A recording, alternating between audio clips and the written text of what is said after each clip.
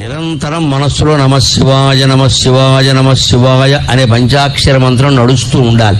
దీనికి ఎవరో గురువు గారు ఉపదేశం చేయాలి, చంద్రగ్రహణం రావాలి, సూర్యగ్రహణం రావాలి, ఈ చేదస్తాలన్నీ పక్కనట్టండి. మనస్సును మించినటువంటి తీర్థం లేదు, శరీరాన్ని మించినటువంటి క్షేత్రం లేదు, అంతరాత్మను మించినటువంటి గురువు లేడు, జీవితాన్ని మించిన గ్రంథం లేదు. అందరికీ ఇదే ఉపదేశం అనుకోండి. హాయిగా నమశివాయ నమశివాయ నమశివాయ. రాత్రి పడుకున్నా సరే నిద్ర పట్టకపోతే నమశివాయ, లేచి మొహం కడుక్కుంటూ ఉంటే నమశివాయ, అన్నం తింటూ ఉంటే నమశివాయ, ఎవరన్నా కనపడితే పలకరింపు కూడా నమశివాయ, మీరు ఫోన్ ఎత్తి మాట్లాడవలసి వస్తే నమశివాయ. ఇంత ఇదిగా భగవన్నామాన్ని మనం సొంతం చేసుకుంటే అన్ని రకాల పాపాలు కాదు, సకల కర్మలు నశించిపోతాయి. అన్ని కర్మ ఫలాలు పోయి జ్ఞానం పొంది మోక్షం పొందుతాం, ఎప్పుడూ ఆనందంగా ఉంటాం. భగవన్నామస్మరణ అంత గొప్పది. అలా చేస్తేనే శివుడు కాపాడుతాడు. గమనించండి, ఇలా ఊరికే దండం పెట్టేగానే ఏం కాపాడాను, అలా అయితే అందరినీ కాపాడాలి.